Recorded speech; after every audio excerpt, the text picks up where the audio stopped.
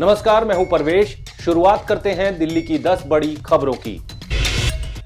दिल्ली में बंद होंगी 36 लाख गाड़ियां, 20 साल पुराने वाहनों पर पर्यावरण मंत्री ने संसद में दी जानकारी। देश की सड़कों से पुराने वाहन हटाने के लिए लगातार प्रयास कर रही है केंद्र सरकार। सुप्रीम कोर्ट ने 2018 में आदेश दिया था कि दिल्ली एनसीआर क्षेत्र में 10 साल से ज्यादा पुराने डीजल और 15 साल से ज्यादा पुराने पेट्रोल वाहन नहीं चल सकते। केजरीवाल सरकार ने कोरोना के टीकाकरण में स्थापित किया माइलस्टोन। दिल्ली में 1 करोड़ लोगों को लग चुकी वैक्सीन। सीएम केजरीवाल ने कहा, दिल्ली के पास रोजाना 3 लाख वैक्सीन लगाने की है क्षमता, लेकिन केंद्र से नहीं मिल पा रही पर्याप्त वैक्सीन। कहा, उम्मीद करता हूं कि अगले कुछ दिनों में पर्याप्त मात्रा में वैक्सीन मिलनी चालू हो जाएंगी। सभी से की टीका लगवाने की अपील। दिल्ली में फिर बढ़े कोरोना के मामले। पिछले 24 घंटे में 70,000 से ज्यादा टेस्ट करने के बाद मिले 58 पॉजिटिव केस। राजधानी में अब एक्टिव केसों की संख्या बढ़कर हुई 581। 337 मरीजों का अस्पतालों में और 177 मरीजों का होम आइसोलेशन में चल रहा है इलाज। 7 मरीज कोविड केयर सेंटर में हैं भर्ती। दिल्ली में स्कूल, कॉलेज, कोचिंग सेंटर समेत सभी शिक्षण संस्थाओं को खोल सकती है केजरीवाल सरकार। दिल्ली वालों ने शिक्षण संस्थाओं को खोलने के लिए दिए हजारों सुझाव। कुछ पेरेंट्स ने बच्चों की सेहत की जताई चिंता। सुझावों की समीक्षा के बाद दिल्ली सरकार जल्द ले सकती है फैसला। दिल्ली के बाजारों में कोविड प्रोटोकॉल का पालन नहीं करने वालों पर डीडीएमए की सख्ती। सोशल डिस्टेंसिंग और मास्क न पहनने वालों का काटा जा रहा है चालान। दुकानदारों को भी दी जा रही है हिदायत।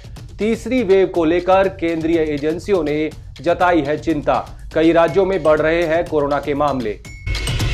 दिल्ली पुलिस की स्पेशल सेल को हाथ लगी बड़ी कामयाबी। स्पेशल सेल की काउंटर इंटेलिजेंस यूनिट ने गैंगस्टर काला जठेड़ी की गर्लफ्रेंड अनुराधा चौधरी को भी किया गिरफ्तार। जुर्म की दुनिया में लेडी डॉन, रिवॉल्वर रानी के नाम से मशहूर अनुराधा पर 10,000 रुपए का था इनाम। जठेड़ी और अनुराधा चौधरी कपल के रूप में फर्जी पहचान के आधार पर लगातार देश भर में अलग अलग राज्यों में अपना अड्डा बदल रहे थे। आज से बदल रहे हैं फाइनेंस, बैंकिंग, पोस्ट ऑफिस से जुड़े कई नियम।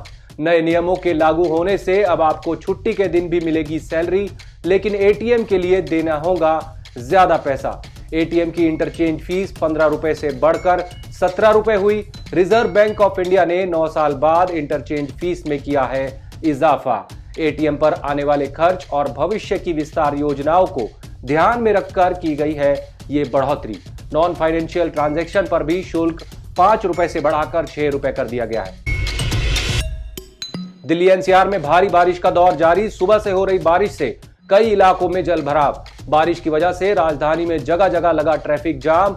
जल भराव की वजह से कई इलाकों में लोगों को करना पड़ा परेशानी का सामना। मौसम विभाग ने जारी किया हुआ है ऑरेंज अलर्ट। इस बार जुलाई महीने में हुई है रिकॉर्ड बारिश। दिल्ली की सीमाओं पर पिछले 8 महीने से ज्यादा वक्त से चल रहा है किसान आंदोलन। भारी बारिश में भी मोर्चे पर डटे हुए हैं किसान आंदोलनकारी। रोजाना जंतर मंतर पर चल रही किसान संसद में शामिल हो रहे हैं 200 किसान।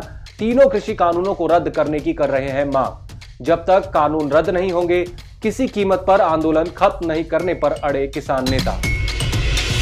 और दिल्ली में बाढ़ के खतरे को देखते हुए यमुना किनारे 100 से ज्यादा लोगों को सुरक्षित जगह पर किया गया शिफ्ट। हथनी कुंड बैराज से फिर छोड़ा गया है करीब 18,000 क्यूसेक पानी।